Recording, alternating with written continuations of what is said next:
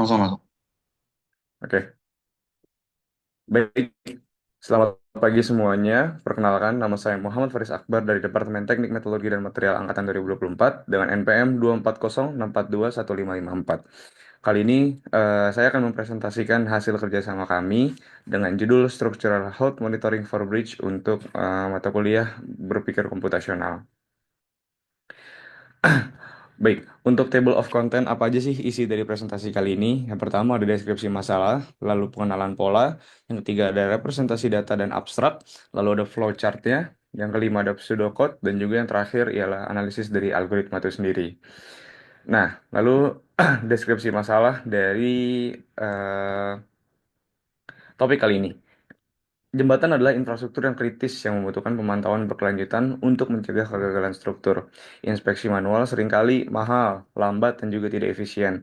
Maka dari itu, penting untuk mengembangkan sistem pemantauan otomatis berbasis sensor untuk mendeteksi anomali dan menentukan prioritas pemeliharaan. Nah, dari inovasi dari Structural Health Monitoring for Breast ini bukan digaungkan tanpa motivasi untuk menyelesaikan permasalahan yang ada. Pastinya tujuan yang diberikan akan solutif dan memberikan dampak yang spesifik. Tujuannya ialah untuk mendeteksi anomali pada getaran dan juga tegangan. Yang kedua ada menganalisis data untuk menentukan apakah struktur mengalami kerusakan.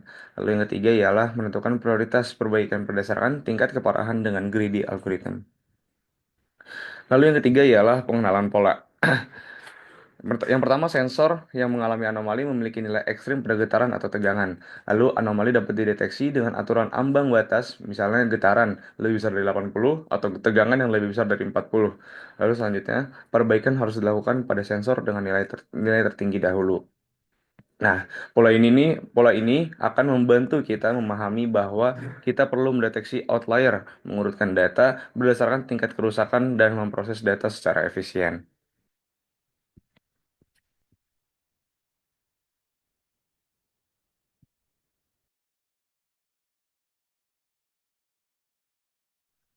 Lalu selanjutnya ada representasi data dan juga abstraksi. Yang pertama ada struktur data. Ada array satu d yang pertama untuk menyimpan nilai getaran dan juga tegangan dari setiap sensor. Lalu ada list of tuples untuk menyimpan sensor yang mengalami anomali dalam bentuk ID sensor, getaran, dan juga tegangan. Lalu untuk abstraksi masalah sendiri, yang pertama ada inputnya, data dari beberapa sensor dalam bentuk getaran dan juga tegangan. Lalu prosesnya ialah deteksi anomali menggunakan ambang batas dan juga urutkan sensor berdasarkan tingkat kerusakan. Lalu outputnya ialah daftar sensor yang perlu diperbaiki berdasarkan prioritas. Lalu selanjutnya akan disambung oleh Nawaf. Selamat siang semuanya. Perkenalkan kembali, Muhammad Nauzufikar dari Departemen Teknik Industri dengan NPM 24064219932. Di sini saya akan melanjutkan presentasi saya yang sudah dimulai tadi oleh teman saya Paris, yaitu mengenai pembahasan tentang flowchart, algoritma yang digunakan, serta efisiensi atau bisa dibilang analisis algoritma. Mulai dari yang pertama yaitu flowchart. Di sini kita bisa lihat dulu bagaimana sistem ini bekerja melalui flowchart. Sistem ini dimulai dengan pengambilan data sensor secara real time dari jembatan, seperti getaran, tegangan, dan suhu. Data yang diperoleh nanti kemudian bakal diproses dan juga dianalisis untuk mendeteksi apakah adanya anomali. Jika ditemukan anomali, sistem akan menilai tingkat keparahannya. Jika kerusakan ringan, sistem akan tetap memantau, tapi jika kerusakan yang ditemukan parah, maka sistem akan mengirimkan notifikasi kepada tim pemeliharaan dengan adanya rekomendasi tindakan. Untuk menghindari pemantauan yang berjalan terus-menerus tanpa batas, sistem juga dilengkapi dengan mekanisme penghentian berdasarkan waktu atau perintah manual. Selanjutnya mungkin bisa di Selanjutnya adalah tentang pseudocode-nya atau cara kerja sistem dalam kode. Di sini kita melihat bagaimana sistem ini diimplementasikan dalam bentuk pseudocode, dimulai dengan inisialisasi sensor dan juga batas ambang untuk mendeteksi anomali.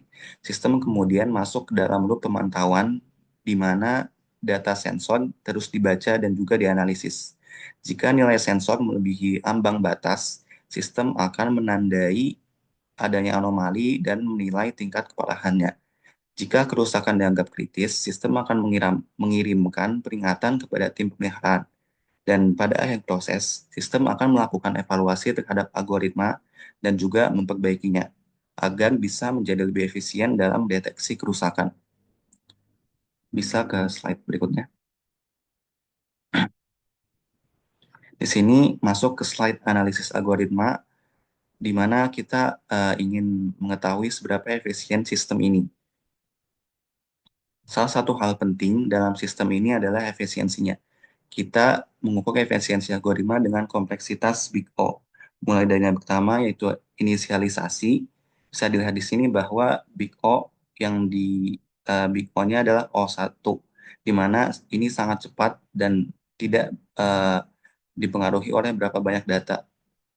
Terus ada juga loop utama yang di mana Big O-nya adalah ON, di mana karena semakin lama sistem berjalan, semakin banyak data yang diperiksa. Ini kenapa kita pakai Big O-nya ON. Dan juga untuk yang ketiga ada menyimpan dan pada apa namanya? Pada eh, menyimpan dan memproses data biasa menggunakan O1. Kenapa? Karena pada proses data bisa beda-beda tergantung algoritma yang kita pilih. Mulai dari yang linear search biasa dipakaikannya ON, dan finding extreme value atau nilai maksimum atau minimum biasa dipakai ON. Terus greedy algorithm yang biasa pakai ON eh, agak lebih cepat, dan brute force untuk coba semua kemungkinan yang biasa pakai ON kuadrat, di mana ini bisa menggunakan waktu yang sangat lama. Mungkin bisa ke slide berikutnya. Selanjutnya ada mendeteksi anomali yang menggunakan Big O1, yaitu sangat cepat. Selanjutnya juga ada menentukan tingkat keparahan dan tindakan menggunakan Big O1 yang sangat cepat juga. Dan yang terakhir, evaluasi dan pembaruan algoritma yang ON mungkin dipakai karena perlu memeriksa semua data sebelum update model atau aturan baru. Em, Pengambilan data dan belum, mungkin kita sebelum. Pengambilan data dan pengecekan anomali berjalan dengan O1 karena eh, O1 ini bekerja dengan sangat cepat dan tidak bergantung pada jumlah data. Namun proses data bisa lebih kompleks tergantung metode yang digunakan. Jika kita menggunakan brute force, maka kompleksitas bisa mencapai ON kuadrat yang sangat lambat untuk data real time. Sebaliknya, dengan menggunakan heuristik, sistem hanya fokus pada data yang relevan, mengurangi kompleksitas menjadi ON atau bahkan O log N dalam beberapa kasus. Lebih lanjut, dengan machine learning, sistem bisa belajar dari pola sebelumnya dan melakukan prediksi dalam waktu O1 hingga O log N, menjadikannya solusi yang terbaik untuk pemantauan jangka panjang.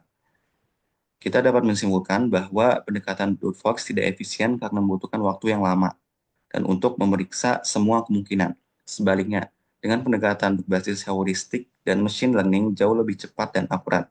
Dengan heuristik, kita bisa menyaring data dan hanya menganalisis bagian yang benar-benar penting. Sementara itu, machine learning memungkinkan sistem mengenali pola pola dari data historis dan memberikan peringatan lebih dini tanpa harus memeriksa semua data. Bisa mungkin ke slide penutup. Dengan sistem ini, kita berharap pemantauan kesehatan jembatan bisa dilakukan lebih efisien, cepat, dan akurat. Implementasi solusi ini dapat meningkatkan keamanan infrastruktur serta mengurangi biaya pemeliharaan dengan deteksi dini yang lebih baik. Dan mungkin ini saja yang bisa kita paparkan pada kesempatan kali ini. Terima kasih atas perhatiannya. Wassalamualaikum warahmatullahi wabarakatuh.